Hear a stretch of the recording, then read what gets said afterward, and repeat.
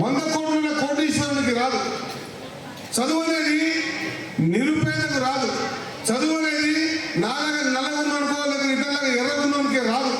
చదువు అనేది మంచి డ్రెస్ కొన్న పిల్లలకు రాదు, లేదా బట్టలు చిరిగిపోయిన పిల్లలకి రాదు. చదువు అనేది ఎవరికి వస్తుంది? సరస్వతి దేవి అంటే ఎవరైతే చదవాలని అనుకుంటారో వాళ్ళకి మాత్రమే చదువు వస్తుంది. చదువు నేను చదువుకోవాలనే తపన ఉన్నోనికి చదువు వస్తుంది. దానికి రంగు, రూపు, కులము, మతము, భేదము ఏదీ ఉండదు. అది కసి ఉండాలి. నేను చదువుకోవాలని కసి ఉండాలి, అప్పుడు మాత్రమే చదువు వస్తుంది. ఆ చదువు సరస్వతి దేవి సంస్కారవంతమైనటువంటి వ్యక్తులకే వస్తుంది, అందరికీ రాదు. కాబట్టి మనం ఈ 40 రోజులు సంస్కారవంతంగా ఖచ్చితంగా ఉదయాన్నే లేచి ఫ్రెష్గా బ్రష్ చేసుకొని స్నానం చేసుకొని ఒక 2 to 3 అవర్స్ స్కూల్కి పోగానే ముందు వరకు 2 అవర్స్ కంపల్సరీ ఈ బుక్స్ కూడా కానీ టీచర్ చెప్పిన విషయాలు కానీ పూర్తిగా శ్రద్ధ వహించి చదివితే మీరు మీ ప్లాట్ఫామ్ మీద గట్టిగా అవుతే మీ ప్లాట్ఫామ్ మీద ఏమైనా నిర్మాణం చేసుకోవచ్చు. మీరు వద్దురా, నాకు ఇంతమంది నా పిల్లలు నా పిల్లలు కాదా? నేను మీ పెద్ద కాదా? బడాపల్లి మీ పెద్ద కావచ్చు కదా. నేను మీ పెద్దలకు సంబంధించిన ఆస్తి ఏమైనా ఉంది అంటే భవిష్యత్తులో నేను నా ప్రాంతంలో ఉన్నటువంటి ఈ వెనకబాటుతనాన్ని నేను ఎప్పుడు కూడా వనపర్తికి పోతే 1 గంట 3 ఆఫ్ అయ్యేది, నాగర్కర్నూలు పోతే 1 గంట 3 ఆఫ్ అయ్యేది, కొల్లాపూర్ పోతే 1 గంట 3 ఆఫ్ అయ్యేది, నేను గద్వాల్ పోతే 1 గంట 3 ఆఫ్ అయ్యేది, కల్వకుర్తి పోతే ఇబ్బంది పడేది.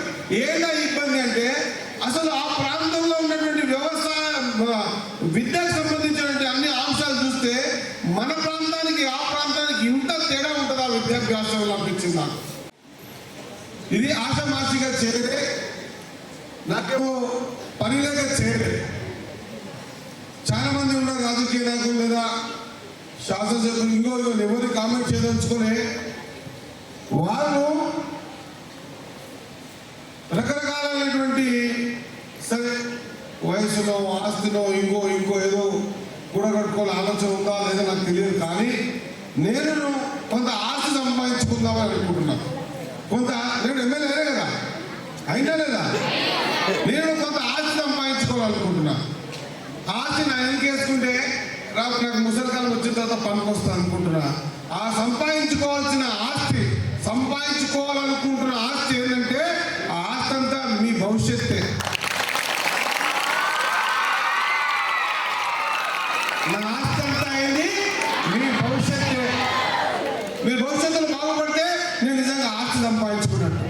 నేను ఎప్పుడైనా ముసలినప్పుడు నువ్వు పెద్దగా ఆఫీసర్ అయి ఉండి పెద్ద హోదా ఉండి అంకుల్ లేదా పెద్ద ఇప్పుడు మా చంద్రకాంతలకు 2 బిడ్డల కొడుకు, మా నాన్నలకు 2 బిడ్డల అవకాశం వస్తే మా ప్రాంతంలో కూడా ఆ ప్రాంతానికి ధీటుగా పిల్లల్ని తయారు చేస్తానని అనుకున్న ఆ సంకల్పమే ఈరోజు మీ దగ్గరకు వచ్చి మీకు బుక్స్ ఏర్పాటు చేసి ఖచ్చితంగా మిమ్మల్ని కూడా వారితో కాంపిటేటివ్గా మిమ్మల్ని నిలబెట్టాలనే కోరిక, అది నా ఆస్తి. కాబట్టి నేను మీ అందరితో కోరుతా ఉన్నా, నేను దయచేసి ఈ 45 రోజులు ప్రతి నిమిషం మీ అమ్మ గుర్తు రావద్దు, మీ నాన్న గుర్తు రావద్దు, అన్నదమ్ములు గుర్తు రావద్దు, ఆకలి కావద్దు, దూప కావద్దు. అట్లా తినకుండా ఉండేది చిక్కొచ్చి కింద పడతారు.